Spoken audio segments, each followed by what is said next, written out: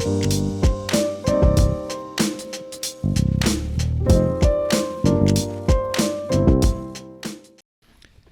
ora e tiwi and welcome to The Chew. The Chew. Where we chew the fat off random kaupapa. Anea hou ko taika maua ko Corey. Kia ora. Coming at you from Ka Muriwai again in Arrowtown. And today we've got the opportunity to have Henare Jews from Ngāti Porou. He also has links to Ngāti Whatua as well, who's been down in this region for about 25 years. So, hey, it's awesome to have you today here with us here, Hika, to chew the fat off your life. Kia ora, boys. Kia ora. And without further ado, I'll just hand it over to you and Well, kia ora, and thank you for the opportunity here. It's interesting.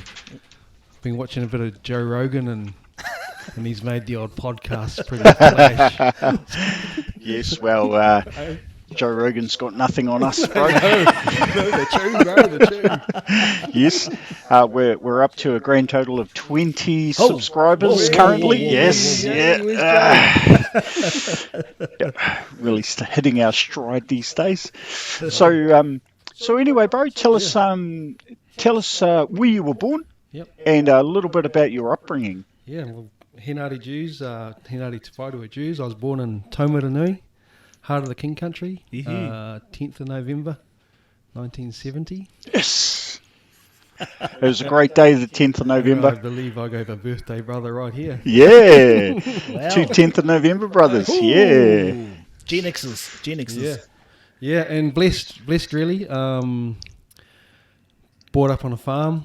And I think anyone brought up in the country has an advantage, you know. Yep. That's me speaking, because you learn a bit of resilience, you learn to look after yourself. Yep. You normally come out of there with a bit of a appreciation for mahi. Yeah, hard work ethic. And that basically come from my father. He's a farmer from Ngāti Porou there, and he ended up in Taumarunui as a fencer. A lot of the East Coast Māori come out of there, and I have to say my father's a bit of a gun fencer. Him and his brother were travelled around all the eastern bays of Lake Taupo there. Yeah. And he met my mum, who was born in Raurimu, up by National Park there. Oh, yeah. Okay, That's where we met mum. And yeah, I just feel really blessed, you know, to be brought up on a farm. We lived about 45 kilometres out of town. We used to call the people from Taumarunui townies. Oh, the capital of New Zealand, Taumarunui. I think Taumaranui's population at that time was about 6,000. Ooh. So, as everyone knows, it was a milling, built on milling and then freezing works and railways. Yep. I think Dad, 17 brothers and sisters. Dad was the youngest. Mum, 12 brothers and sisters, so we had a lot of cousins. Baby boomers, man. So all our cousins came to our place, so it always seemed like our house was full all the time. So there's a lot of love going on, you know, parties going on. a lot of love going on there. Absolutely, with 12 and 17. Yeah. No TV in those days, bro. Yeah. So all our cousins got opportunities to work, you know, holidays, because there was always something to do on the farm, and cool. Dad's boss was always good. So we grew up on the farm there, went to Taumarunui, to Ngākanu Primary School, grown up with all family and friends coming up there. So I went to Ngākanu Primary School, then I went to Taumarunui High School, and I acknowledge my mother and father, who are no longer here. Bless them, because you know, they gave us the opportunity to forge where I am now, actually, and I remember them every day. Yeah, but we were right into sport, you know. Back in the day, I think everyone played Saturday morning rugby, and it was just what you did. Yeah. So we mum supported us there, ran us around. All of us were pretty handy on the rugby field, and my sister was a netball player, blah blah blah. School, went through Ngākanu Primary School, then to Taumarunui High School for a couple of years, and then fifth form, we finished that year, and Mum goes, "Oh, you're off to Tīpene next year." Oh, really? okay, and that was an eye opener for me because went there, and I was quite handy on the old rugby field, so I sort of fast tracked my way into sort of a unhassled position. I'd call it. I'd have to say there was a real big bully culture, which I didn't really like. And this was at St. Stephen's, was it? Yeah. St. Stephen's Boys College. Yeah. Yeah, it was real harsh because I come in at the sixth form. Oh, you came in at sixth form? I didn't start at third form, so I didn't have to go through all what I was seeing. Yeah. And I remember I was there for a week, and one of the fellas goes, "Oh, you need a Batman." And I go, "What's a Batman, bro?" He goes, "Oh, one of the boys will come and make your bed, and they'll just do jobs for you." And I'm going, "Oh, I can make my own bed." Yeah. And plus I had arrived there without any, half pie. And then all of a sudden, this little fella comes up. I shared a room with another fella, Adrian Sutherland from Tolaga Bay, actually. Oh. Yep. And Matua Parkinson was my Batman. Matua Parkinson? Kidding. Matua Parkinson, who was a little fella then. And he goes, "Oh, I'm here to do some jobs for you." I said, "Bro, you don't have to do any jobs for me, man. What, you on a feed or anything like that?" Anyway, he sort of realised that I wasn't really into it. I didn't need that thing. But Matua Parkinson, was my Batman. And then I ended up playing rugby outside Reuben Parkinson for the second 15 and a few games of the first. Got to go to Australia a couple of times. Really enjoyed the rugby there. And if you weren't playing rugby, we were playing touch. Yep. If you weren't playing touch, you were playing scrag. And then I actually think my mum was to learn some Māori tanga, Yeah. So we got to sing and do some performances there, which I had to catch up on all that stuff.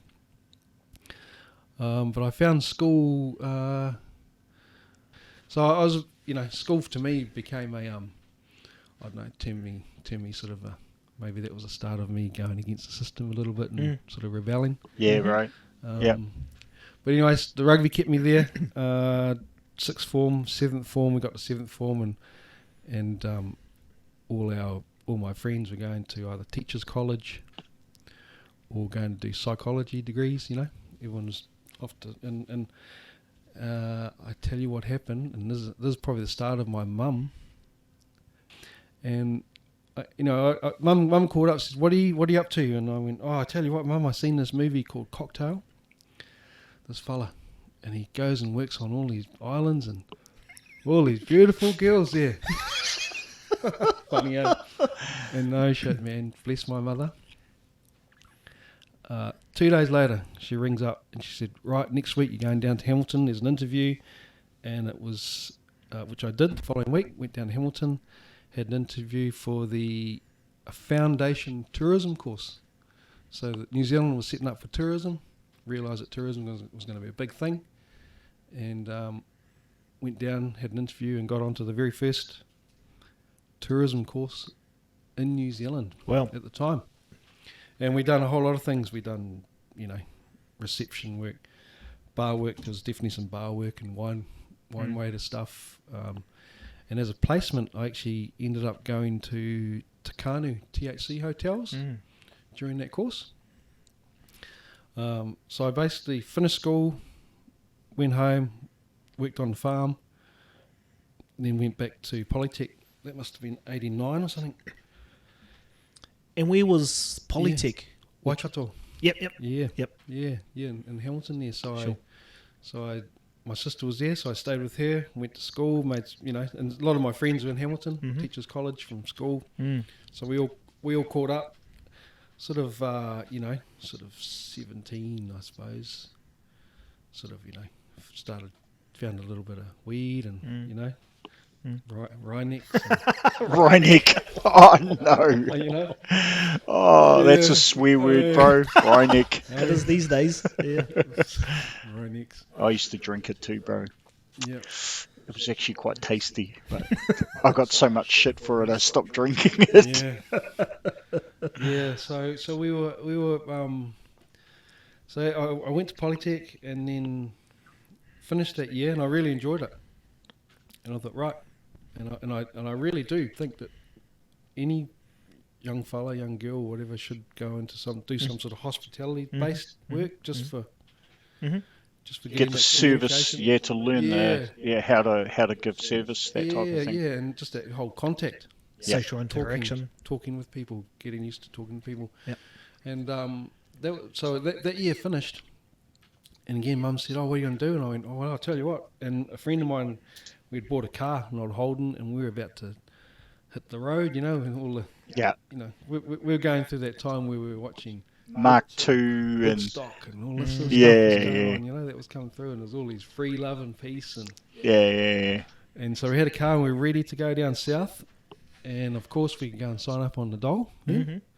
So I went to Taumarunui to sign up on the dole, and we had a 2-week stand down, but it was worth $120 a week, and it was like it was worth. Another thing that we've probably forgotten about. Yeah, no, that was the standard going rate for the dole back then, bro. Something like that, 120. bro. Oh, really? Whoa. $120 a week. And when it costs you fucking $20 a week in rent to rent somewhere, that's a lot of money, eh? Yeah. Oh, we had a $400 Holden, and we were like, "Wow, we can put some gas in here." And was a wagon. Yeah. 50 cents probably a litre of petrol. Yeah. Yep. So the work and income, I don't know what it was called back then. There was also a job section, and I walked out and I went, "Oh shit!" And there was a little note there for a job for a wine steward. Wine steward. Yeah. Oh, yeah. Which I went, "Oh, dude, that's me." You've done the cocktail blah, thing. Blah, yeah, made some cocktails. You're Tom Cruise, so... I was Tom Cruise, bro. I was Tom Cruise. Okay, we're back again, bro. Sorry about that. So we'll So I took a little bit of paper into the office, and the lady in the office actually jumped on the phone, made the call, gave me the phone, and I introduced myself to Phil Lark. Phil Lark plays a big part in my story actually later on down the track. Kia ora, Phil. Yeah, Phil. yeah. Of course, yeah, Phil. Thank you. And he just said, "Listen, when can you come up and see us? Can you come up and see us?" And I wasn't dressed for an interview. He wasn't too worried about that. Got up there, left my gumboots at the door. If you've ever been to the Chateau, they've got these big revolving doors, and it's pretty fancy. These big pillars, and it's flash. Walked in, shook his hand, sat down, and he asked me one question. That was, "What's a claret? What's a claret, mate?" And I'm thinking, shit, tricky question. I said, "Oh, it's a red wine." And he goes, "Can you start tomorrow?" That was my very first job interview. So I said, "Yeah, I can start tomorrow." I said, "See you tomorrow. We've got accommodation for you." Awesome. So I jump in the car. It was an HR Holden station wagon, which we paid $400 for. Me and my friend. Beautiful thing. Drove home. I'd been home for 2 days from Polytech, and seen Mum and Dad. Mum and Dad got home, and I said, "Oh, I've got a job up the mountain." "Oh, really? When do you start?" I said, "Tomorrow." The next day, jumped in the car, got as far as Orwhanga. You know Orwhanga? Mm-hmm. Cooked the motor in the HR. Oh, no way. Oh. So maybe my South Island trip, because that's what we're going to do, get on the dole, go south. Hitched up to the mountain, and I started work as straight into a cocktail bar. So the manifesting of trying to be like Tom Cruise. Nice. Far out. I turned up I was working in the cocktail bar, had little bloody the bow tie, bro. Even had a little vest. Little vest. Little cummerbund, mate. Cummerbund. You're wearing a cummerbund. Bro. Oh, bro. That's going hard out, man. She was all silver service in that repair room, bro. Of course. Yep. Yeah, it was back in the day, silver service. That's the stuff we'd come from doing. So I was straight into it now. So could you do the whole spin the shaker, flip it. Yeah, it hadn't kind of gone that level at that time. You had right. your Just shaky the thing, but there was basics, none of this. Yeah, None of flipping and Yeah. Oh, Bottle flips. no one was game enough to waste yeah. to waste all that Yeah. all that liquor. 'Cause if you smash it, that's a bottle gone. Yeah. gutted. Funny enough, I was working with a guy called Paul Verney, who I haven't seen for a long time, and he was cocktail barman of the year. Wow. Yeah, What, New Zealand? New Zealand cocktail barman of the year. Yeah, and he had invented this drink called the marshmallow, and it was frangelico, strawberry liqueur, and cream. Simple. Wow, that's simple. Yeah.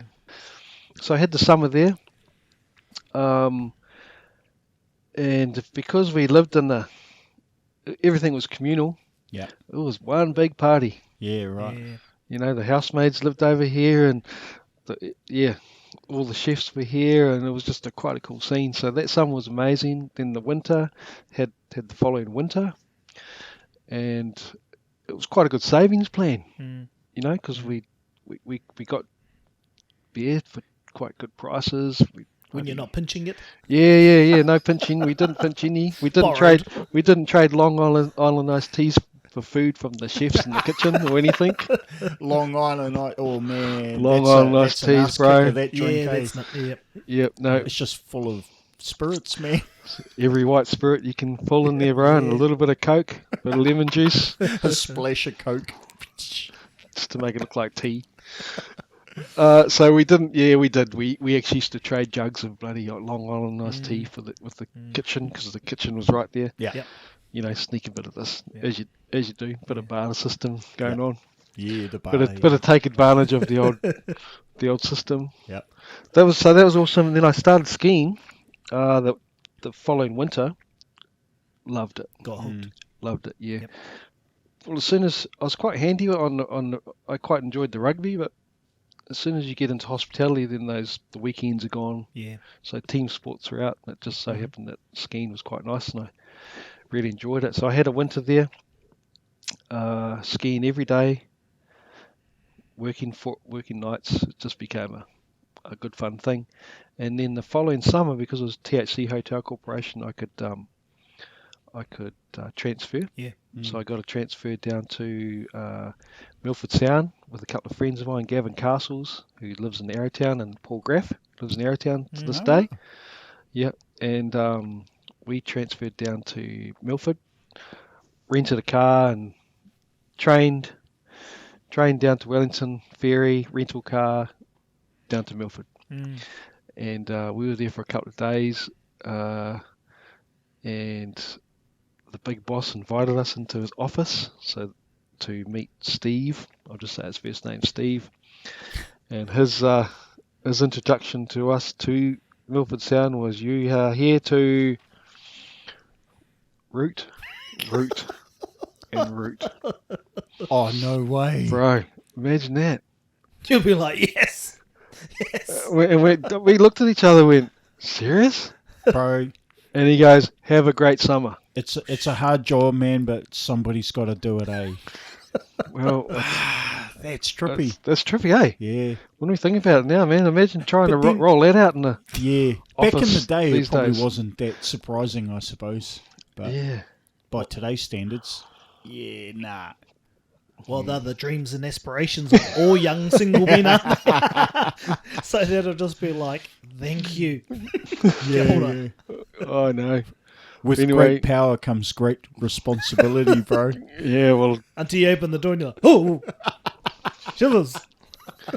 Close it back up. jeez. Well, I met a girl. I had a girlfriend pretty quickly, and that was my Yeah, didn't quite listen That to the was all boss's over. orders. locked up. Yeah.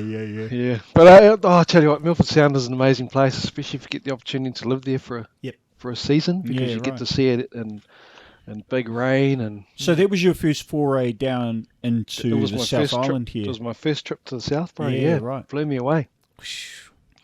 Amazing, especially to end up in there. But So what did you do while you were there? Yeah, I actually was a waiter right. in the Lobster Pot restaurant. Oh, okay. And this is the day when, shit, man, we used to do 250 covers for lunch. 300 covers for lunch because the bus tours were coming Yep. hard out. So I was doing that sort of split shifts. Yep. So I went back up to Whakatipu again, had another winter, Yep. and my skiing was getting better because, dude, Yeah. I could ski every day, bro. I actually learnt to ski by trying to keep up with snowboarders. Snowboarding had all just come into play, and Greg Prowse, man, Greg Prowse, hard plate, ski racer on the hard plate, edgy, and so dude, they opened up the terrain. They sort of were riding the terrain like, not just going down here, but looking at stuff, and so that foundation for me, I sort of kept that. And Whakapapa is a beautiful mountain, So I had that winter there.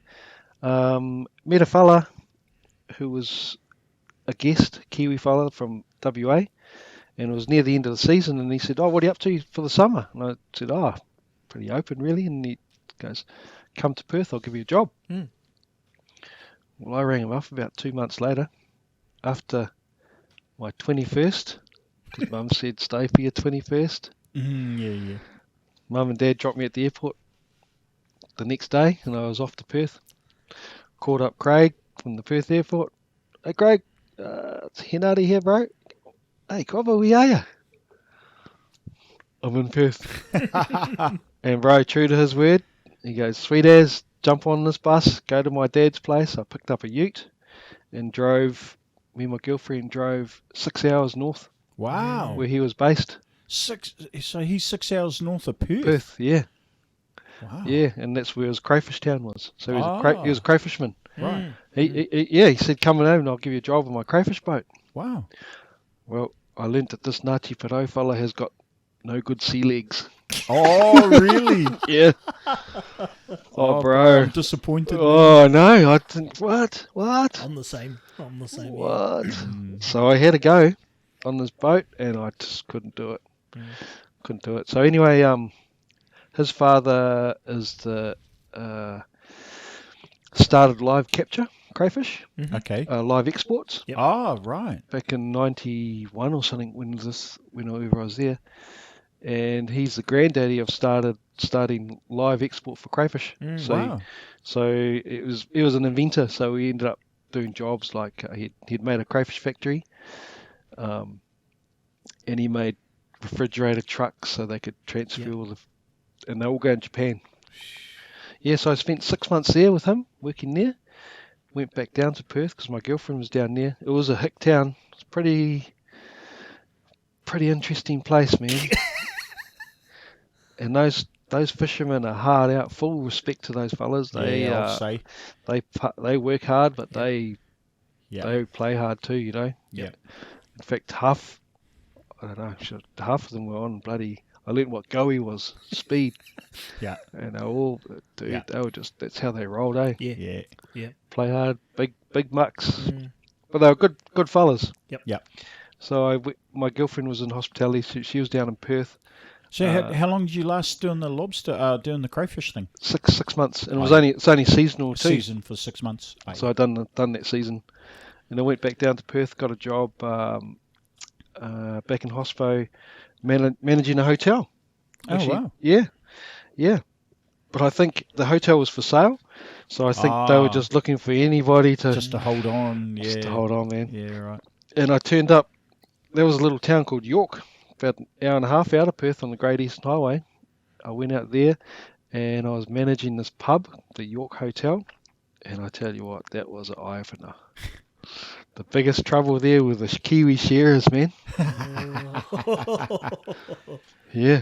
They run a muck. Work hard, play hard. Eh? Oh, bro, numbers of times I used to have to get the police in on a Friday night. It was and I'd come from wearing these, little bow tie. Bow tie and cummerbunds.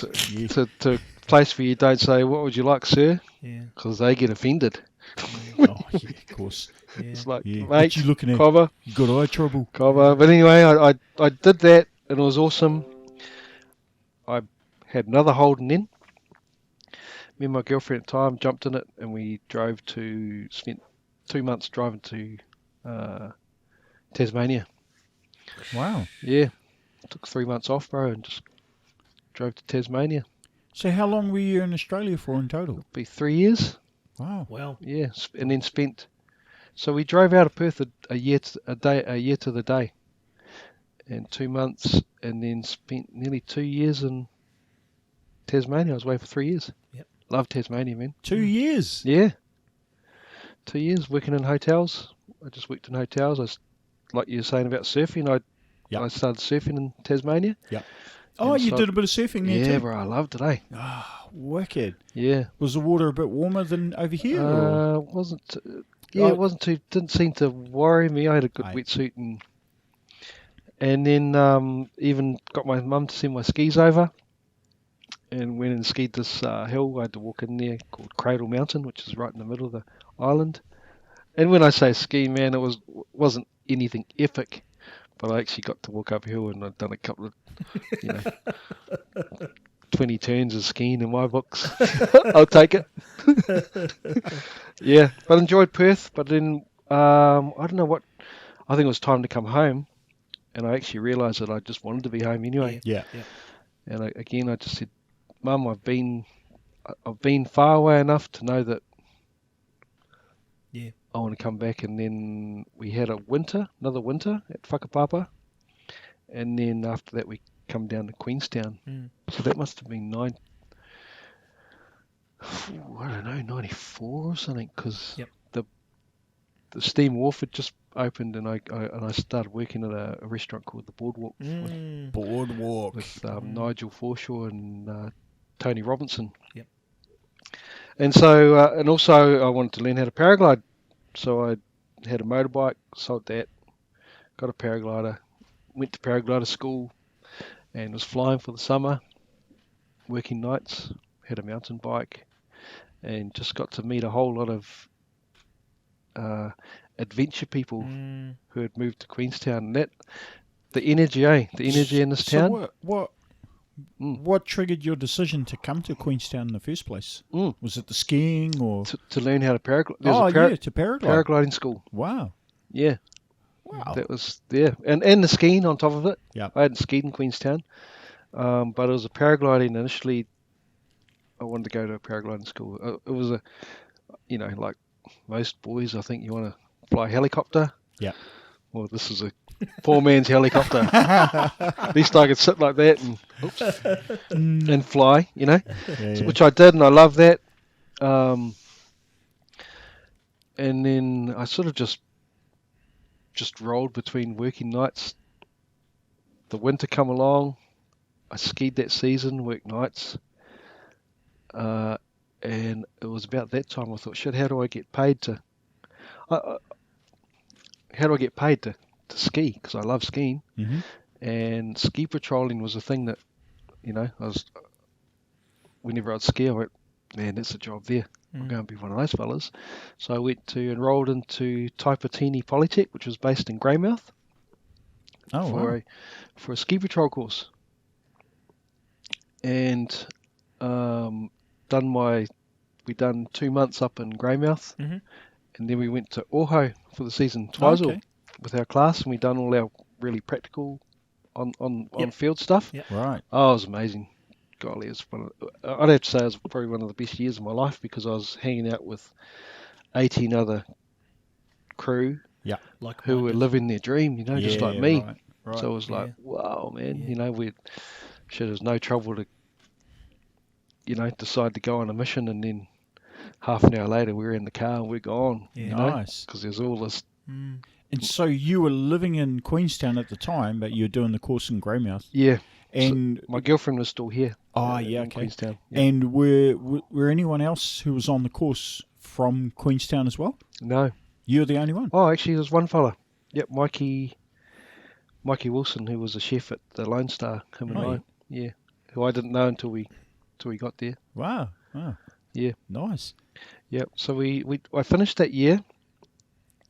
Had my little ski patrol thing, and as part of I'd done a work placement at the Remarks in Coronet, Mhm. so I got to meet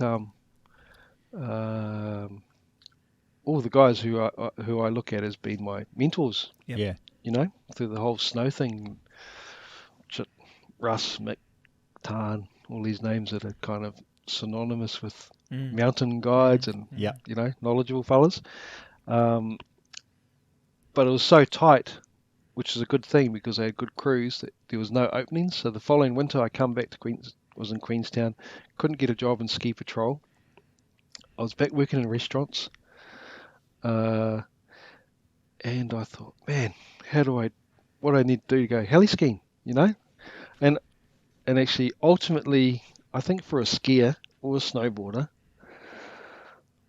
the ultimate thing is to be a heli-ski guide, you know? And that was, for me, it was like, That's the pinnacle. it looked like it was that star way up there, bro, you know? Yeah. But however, this day I thought, right, I'll go and I'll get my CV, and I went round to 4 companies, Southern Lakes,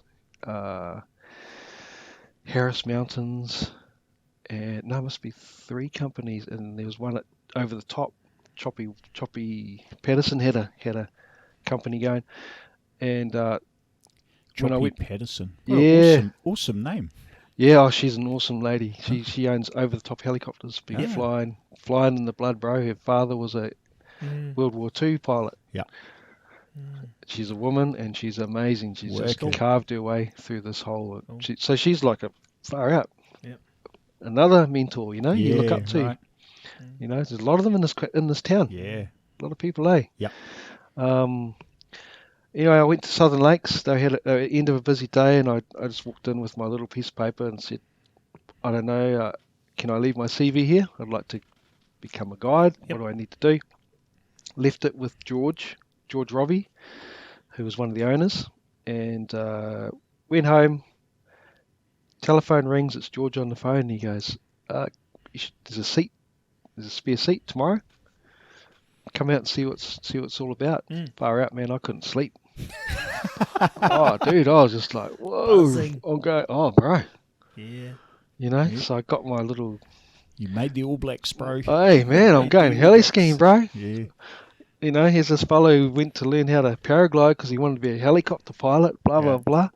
And I'm going in a helicopter skiing. So, I hardly slept, man. And I turned up and I was in I was in Dave's group. I thought I was cool until I got let loose on this powder, bro. Yeah, well, I just ate shit for a little bit. Oh, On the old skinny skis. bro, that was the only thing that existed in those days, eh?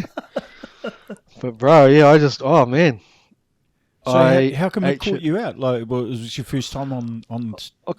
Yeah. Powder. Yeah, we had played in little bits of powder, but when you got A big mountain. an of open it. Yeah. an open canvas, bro, and it's like it was actually real good snow. When I remember it was really good snow, and all these other dudes were off there. Plus, I was with Japanese people. Japanese are very good skiers. Yeah. And oh, bro, I didn't feel very big. But that's humbling, eh, bro? Yeah. Like, here's me thinking I was the man, but I just got smashed. So anyway, the first run was a bit cagey, second one got better, and then the third one off to lunch. Because we're doing a 4-run day or 5-run, I can't. You kind of break it up in the day and have a lunch set up. Lunch is probably the highlight of heli-skiing, man, because you're up on this Yeah. you're up on the hill, we built a snow table. But we got dropped off, and I could see the lunch spot, and I could see this tall fella standing. It was George, just standing there watching, and that even put more pressure on the bro. Well, I got back down there, bro. My head I didn't have my goggles on because they had it. My glasses were in my pocket because they had it, and I had hair all over. Oh, snow all over. Anyway, George, and thank you, George, Robbie. Kia ora, George. Kia ora, George. Kia ora, George. He just said, "Oh, listen, man, you'll actually learn how to ski on the job," which I thought was amazing. Here's me thinking, blowing this bloody coop. But and so then we had a couple more runs and they got better and better. But what I noticed was there was about 80 skiers, a lot of skiers back in those days, and 80% of them were Japanese Yep. clients, and there were two Japanese-speaking guides. I took a box of beer to them, thank you very much, and the next day, or that week anyway, I went and enrolled and rang Mum up, said, "Oh, Mum, I need to go and learn how to speak Japanese," and Mum just said, "Yep, Nice. you need that language down there." And I did, went to Queenstown Language School and done a 3-month basic Japanese course. Yep. And tucked that away till the following winter. And in the meantime, my friend who I'd met on a building site, fisherman, he goes to me, you should come with me, meet my in-laws for the weekend, go fishing. Well, we ended up in Makarora at a lodge his father-in-law owned at the time. Dick Fraser, another mentor of mine. Hughes 500 sitting in the paddock and a little Robbie sitting. I said, "Bro, what's this?" And he goes, "Oh, this is my father-in-law's. It's his fishing lodge." And I'm going, "Really? What?" Wow. Yeah, I know. And Steve, Māori fella, obviously just low key. Yeah. This is my father-in-law. Low key Went in, went in, met him. Choppers sitting in the paddock. Bro. So Dick and Robin Fraser, Juliet, Richard, again, more mentors for me. Yeah. Well, the Heli-Ski part of it worked out where the following year after doing my Japanese course, I went back to see George and said, "George, you need Japanese speaking guides," and I gave him a little certificate. He went out the back of the office and Itchy, who I come to know as Itchy, come out and he just looked at me and said, "You are first Kiwi to understand Japanese people. Thank you very much for going to learn our language, Yeah. And he come around, put his arm on my shoulder and said, you stay by me." And that's what fast tracked me into heli-skiing, bro. A week later, I was at a guides training, and I remember going in there looking at all my mentors, all these mentor fellas who I knew had been in the industry, and they go, "How come you're here, bro?" And I went, "Oh, bro, I'm the one who went and learned a bit of Japanese." Yeah. And they just went, Awesome. "Take Touche. a seat." Take a seat. Yeah, so I sort of And so fast forwarded my way into getting quite a few days of guiding. Cool. And Yeah. so was that obviously that's a natural progression to going over to Japan? Yeah. So what triggered that decision for you to take your first trip over? Yeah, good call. Well, I then after that first season of skiing, I went onto the Milford track, and I used to catch fish, for my groups. And I met this fella called Pip Chapman. Kia ora, Pip. Unbeknown to me, Pip was a good friend of Dick Fraser, who owned the fishing lodge where I'd visited with my friend. Right. And so Dick, I met Dick because I was sort of working in restaurants. Dick was a big restaurant fella, and he goes, "Hey, you looked after a friend of mine, Pip Chapman, on the track. You told him how to catch some fish. What do you do in the summer?" And I went, "Oh, I might go back to Milford Track." And he goes, "Well, come up and see me and come up to the lodge." And so I went up and seen him, and he goes, "Well, if you're not going to go to the Milford Track, I've got a vest for you. You come and start guiding here, and we'll get you going on the guiding." So that's where my fishing guiding started. That was in 1999. Wow. Okay. So just to back the story up a little bit, bro. Yeah. So you were already pretty familiar with fishing and fly fishing in particular, right? So even before this time, you've always been a fisherman. Tell us a bit about my when I was 12, so I grew up in Taumarunui. My grandfather, my mother's father, lived in Turangi. Oh, yep. And was on the power scheme, right. and he was a big fly fisherman. Right. Okay, that makes So sense. we were fishermen because we grew up fishing and hunting. Our fishing would be, Dad would come home and go, "Oh, there's a couple of fish down under the second bridge." We'd go dig a couple of worms up, Oh, yeah. put them on a hook, go down there, catch a fish, bring it home and cook it. Right. So he'd see them on the way home, and then he'd Yeah. get the kids to go down and grab them. Yeah. Yeah, nice. Yeah. That's how we sort of grew up. Really, we're sort of rolling between skiing, the winter, and fishing the summer. So I ended up doing 3 seasons at Makarora and Heli-Skiing. Yeah, right. The seasons. And what happened was, me and my girlfriend, we've been together for a while. We broke up. Yeah. And when you get the hoa heart, bro, all you want to do is get out of town. Yeah, I know. I get that, bro. You know? I get that. Yeah, you just want to change Small the scenery. town, change the scenery. Yeah, escape. And so I and Itchy had always been saying, he was one of the owners he said, please come to Japan, to Japan. And so I went, right, I'm going to Japan. So I went. Kia ora te whānau. This is the end of part 1, and we're just going to have a short break, and then we'll be back for part 2, so stay tuned.